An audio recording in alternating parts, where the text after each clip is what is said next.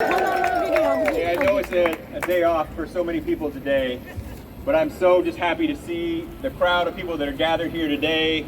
We just came from the Martin Luther King Union rally down the street, and today, even though it's a day off, it is a day to make sure that we continue to fight for justice, to fight for freedom, and to fight against the creep towards fascism that we're seeing in the United States of America today.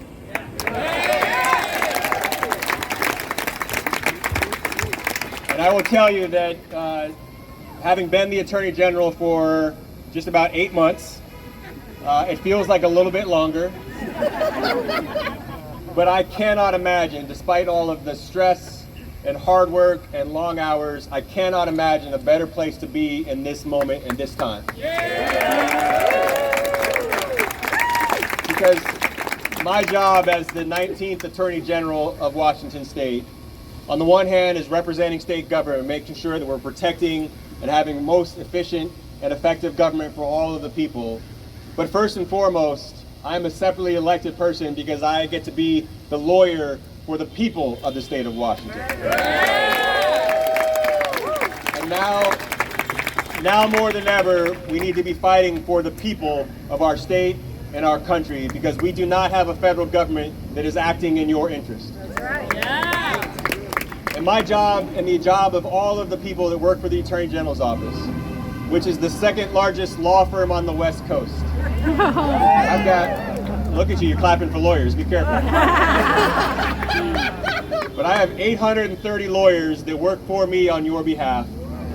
Another over 900 professional staff of legal assistants and paralegals and policy analysts and legislative analysts, all of us trying to work collectively to make Washington State a better, a safer, and a healthier place. And I love coming to work every day because the work that we do matters. We get to show up on your behalf to work to defend healthcare and abortion access, to fight for educational empowerment and stronger schools. We get to show up to fight for our environment and protect against all of the pollution and corruption that we see that's harming our environment for us and for future generations. We get to do so much that impacts your lives. Fighting for consumers, protecting against fraud from companies, fighting against antitrust to make sure that we're having fair and competitive pricing here. Fighting for housing liberty because we are in a housing crisis more than ever before. And from time to time, I get to sue the President of the United States.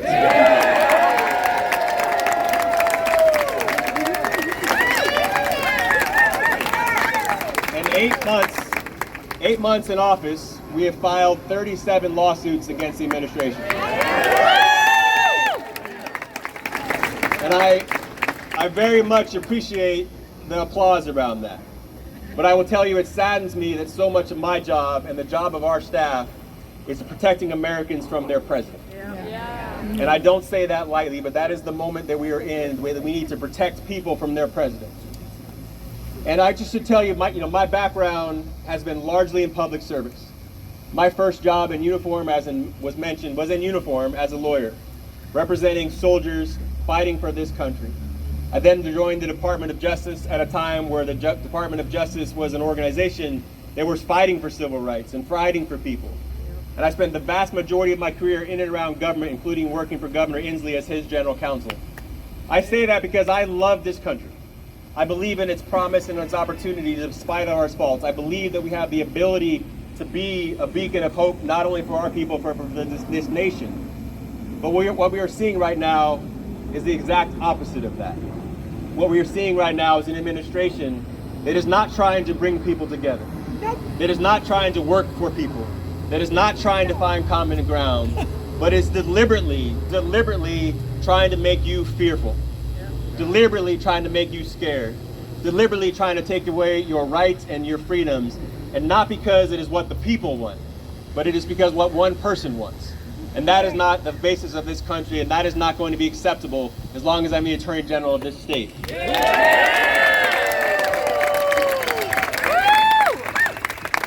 And in our over 37 cases, we're fighting for things like civil rights, for health care, for the sanctity and identity and integrity of people that are transgender.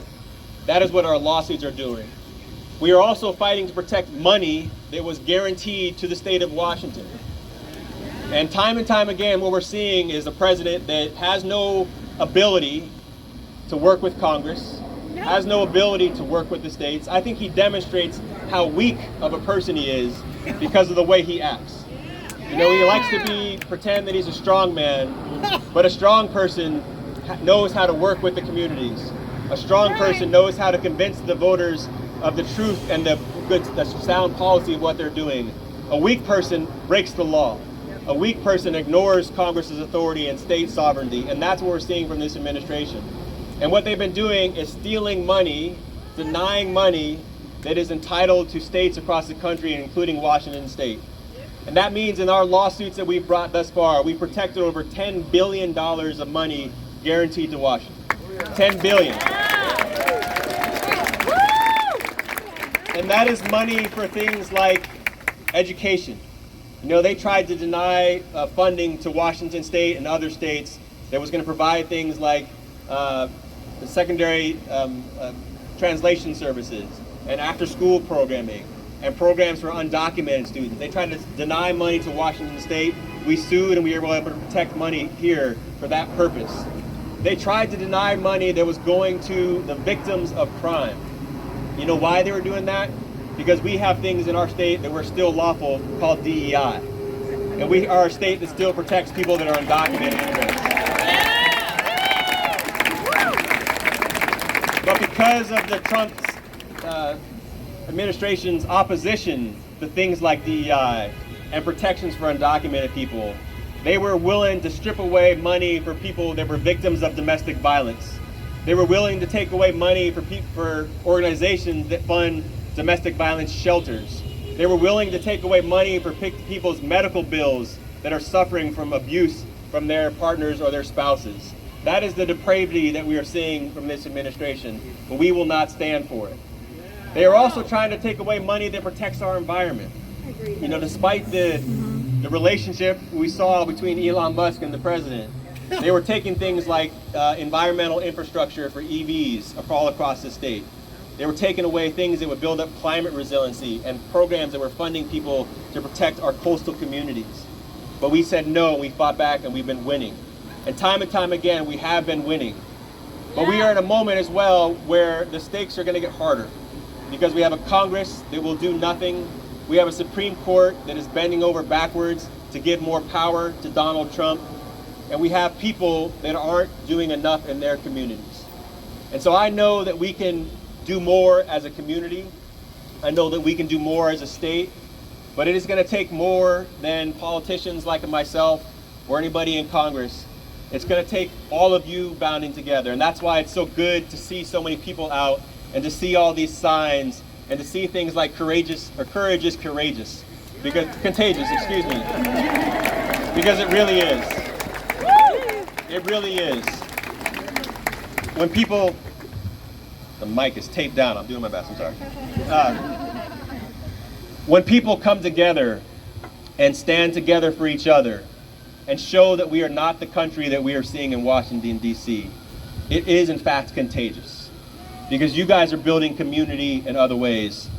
And what I will tell people all the time, as much time and attention and energy as we see directed to Washington, D.C., the things that most impact your lives and my lives, the things that we worry about in the morning, you know, our public safety, our schools, our health care, the quality of our kids' education.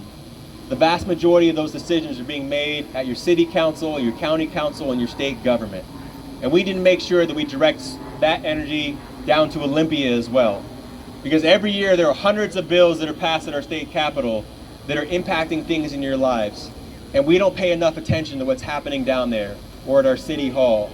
So I know we have to fight against the fascism that we're seeing from Washington, D.C., but we also have to make sure that our state and local representatives are fighting for us in Olympia and in Seattle and King County, because I think that's where the rubber hits the road.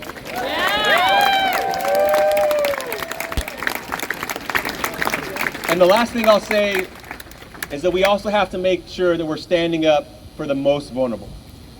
Because the people that this administration in D.C. is targeting is not just the rich and powerful, but it's the undocumented, it's the black and brown and native communities, it's our transgender brothers and sisters, it's the people who don't have a voice.